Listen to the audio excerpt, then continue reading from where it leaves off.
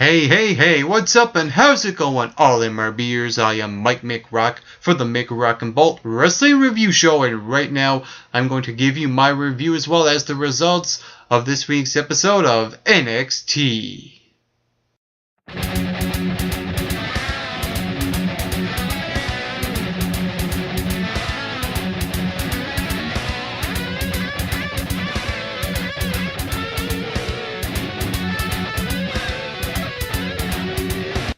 One thing that NXT done here and done a good job with is that they actually got their priorities in check and realized, oh, we need to do this here. And I'm glad that they did.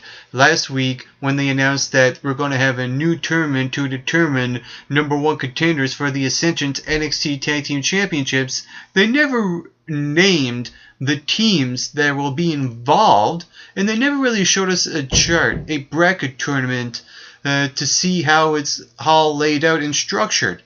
And that was very poor on the part of NXT. So I'm glad that they done it here this week as the tournament started. I'll get to the matches on this tournament later on, but the first match I'm going to talk about in this tournament is the opening, and that was Enzo Amore with Big Cass, the realest guys in the room, bada bing, bada boom. And they were taking on Jason Jordan and Ty Dillinger. I can't nail that the first time. His last name sucks.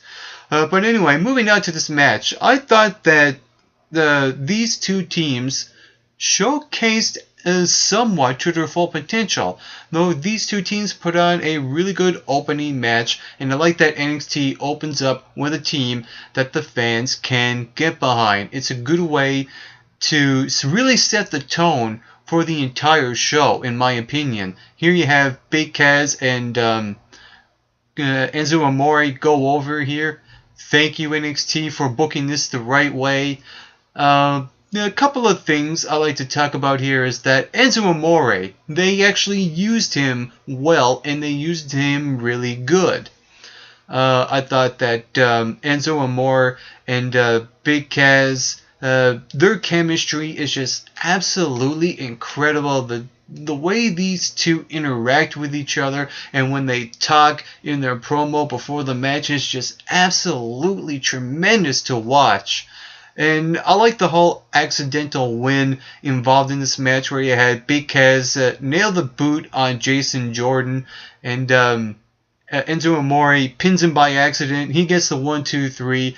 And also in this match you had Big Cass take a bullet for Enzo. It just shows that these two, not only they're a tag team, but they're brothers. To me, this is the team. This is my favorite team to win this tag team tournament. However, I do have one little issue. Remember when NXT had the Legionnaires come out and interrupt Big Cass and Enzo Amore and cost them a match against the Vaudevillains? What happened to that? It just seems like that NXT kind of forgot that the Legionnaires had unfinished business with the Italians, so they could have used them here instead of Jason Jordan and Ty Dillinger, and you probably could have gotten the same result. So to me, that's kind of hit and miss. But I like that Enzo Amore and Colin Cassidy went over in this match. They went over clean. The accidental win. This was good. I like that NXT is really legitimizing the tag team division, unlike what Raw has. They only have, 2 or 3 teams, but NXT now seems like they really pushed the reboot button and realized that they need a lot more teams than that they need so that the future of the tag team wrestling could be carried on onto Raw. That's a big plus. And then we get into the second match of the show, and that was CJ Parker going one-on-one with Xavier Woods. And I thought this was a not bad match. I thought that Xavier Woods and CJ Parker put in their effort out of the time that they got in this segment. The only little issue I had with this match is that NXT decided to put this match in the filler spot because they've been hyping this match up, doing different things, like a promo segment a couple of weeks ago, and last week the video package hyping up the match. So I thought that putting this into the filler spot was the wrong thing to do.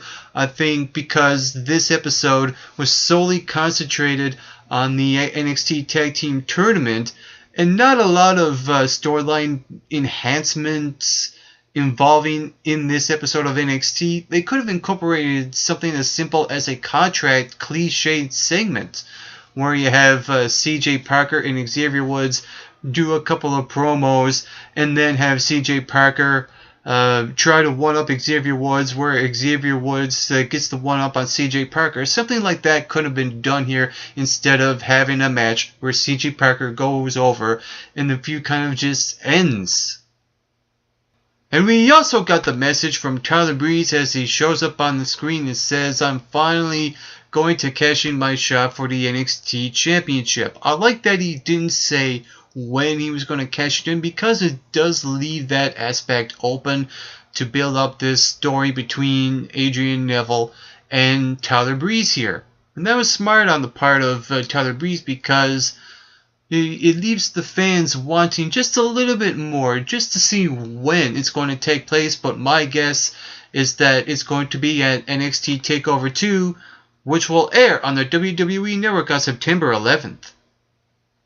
To me, the NXT crowd at the Full Sail University in Orlando, Florida, are definitely one of the smartest crowds that I've seen in recent years. They know when they see something great, they're cheering, they're chanting, they're doing stuff to make those superstars look great. They know when they see something really terrible, when they chant stuff like, "You can't wrestle, you can't wrestle." And that is exactly what happened here with Eva Marie. Good God, just get her off my TV. I don't know why she's even on here on NXT, for crying out loud.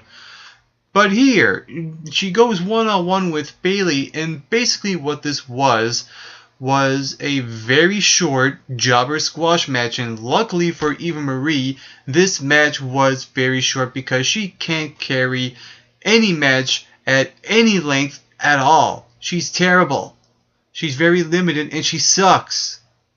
And it's a shame that NXT used Eva Marie here for Bayley's dance partner. I mean, they couldn't use someone like maybe an Alicia Fox or a Sasha Banks or a Summer Rae for that matter here. I don't understand it, but at least they got a point across here. They established Bayley as the next contender for Charlotte's NXT Women's Championship. And then we get into the main event on NXT, and that was another tag team tournament match to determine number one contenders to face the Ascension on September 11th at TakeOver 2.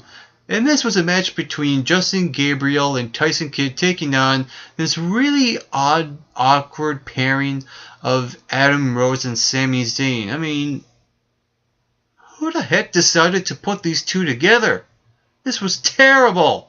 I mean, here's a guy in Sami Zayn that NXT made a strong debut with, and they build him up, having him matches against Cesaro on NXT episodes and at Arrival. And then they build him up even more. They give him title shots, and they build him up again, etc., etc. And then they decide to put him in a tag team with Adam Rose. Whoever decided that this was a good idea, you're fired. But like I said, I thought this match was okay.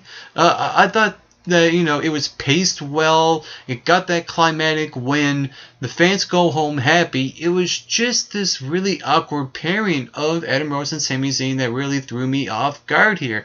To me, this just goes to show that NXT really feels half-hearted here to fill in that spot and not put a legit tag team, maybe someone simple as the Mechanics or even the Legionnaires or any other team that feels like a team, and not two guys that are individuals that are being forced into a team. I mean, they're doing the same thing with Mojo Rawley and Bull Dempsey.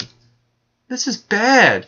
Put legit teams in there instead of having two guys to being paired up just to fill spots for a tournament. To me, this is the most terrible tournament that at WWE or NXT in this case has ever produced. This sucks. But I will say this, at least they got really good teams. They got the Vaudevillains, they got Colin Cassidy and Enzo Amore, they got this newly fresh team of Sin Cara and Kalisto. They even have the Vaudevillains in here. Really good teams in this tournament. But going back to this match as well, here you have Justin Gabriel. Here's a guy that to me comes across better as a babyface. Now it just feels like NXT turned him heel and now he's being forced to be booed by the fans, and you can tell that the fans want to cheer this guy, but now NXT has created this atmosphere where they want us, the fans, to boo this guy when they want to cheer him. I mean, no, this was terrible on so many levels. I'm not talking about the match, I'm just talking about how the way they book these superstars on NXT. And here's the thing, with the end result, here you have Justin Gabriel being pinned, you have Tyson Kidd kind of protected. What they could do here is kind of correct this wrong, have Justin Gabriel go back to a babyface, and you can play out this loss and have Tyson Kidd gain some heat and probably trash talk Justin Gabriel to the point where he can't take it no more, have him turn on Tyson Kidd. That way he gets that reaction that he needs. Tyson Kidd gets a bigger heel reaction. And you have a win-win situation. There were so many things NXT done terrible here that they could have done a lot better with. So right now, I want to take the time to talk about what my predictions are for this NXT Tag Team Tournament to determine the number one contenders for the NXT Tag Team Championships. And I'm also going to talk about what I think NXT should do with this tournament as well. So we all know that Enzo Amore and Colin Cassidy have advanced. And I feel like that the Vaudevillains should go over Mojo Rawley and Bull Dempsey, because to me, Mojo Rawley and Bull Dempsey are not a team. They're clearly not a team. I see something happening with these two that causes them to split. So you have the Vaudevillains face Enzo Amore and Colin Cassidy in the semi-final match. And you also have Sami Zayn and Adam Rose. They won their match, so who's going to face them? You have Sin Cara and Kalisto taking on Wesley Blake and Buddy Murphy, just a couple of jobbers, a couple of nobodies. I see the Lucha Libres just steaming, rolling right through these guys. So they're going to face Sami Zayn and Adam Rose, I think, in my opinion. And now I'm going to talk about what NXT should do with this tournament. Now, depending on what match will come first in the semifinals, what NXT could do here is you can have the Vaudevillains and Enzo Amore and Colin Cassidy have their match first, and you can have Enzo Amore and Colin Cassidy go over the Vaudevillains, and in the same time, you still want to make them look remotely strong and make them look good in a sense where they're not forgotten about. So a really good idea is to come off of their loss with Sin Cara and Kalisto from a couple of weeks ago and cost them the match in the semifinals, and you can have Sami Zayn and Adam Rose take on Enzo Amore and Colin Cassidy in the final match. And in that match, you have Enzo Amore and Colin Cassidy win, because for the love of God, Sami Zayn and Adam Rose together, it's just not working for me at all. So with all that being said, Enzo Amore and Colin Cassidy are the number one contenders to face the Ascension, and I actually see them defeating the Ascension for the tag team titles. That way the Ascension will finally get up to Raw. That's what I think will happen for this tournament. So overall, this was not a great episode, nor it wasn't a terrible show. It was somewhere in between. It was an okay, decent show at best. I think what really helped this show was how the fans reacted in most of the matches. It kicked off well, it ended well, but there were very questionable booking decisions. So overall, this was a real hit and miss type of show. If I were to rate this out of 10, I would give it maybe a 6 or a 6.5. No more, no less. It is what it is. And if you saw this episode of NXT, what did you think about it? Comment below, let me know. While you're at it, you can hit that subscribe button down below this video. You can follow MRB Wrestling on Twitter. And you can like us on Facebook at the Mick Rock and Bolt Wrestling Review Show. And on a final note to all you viewers watching, get plenty of rest and always do your best.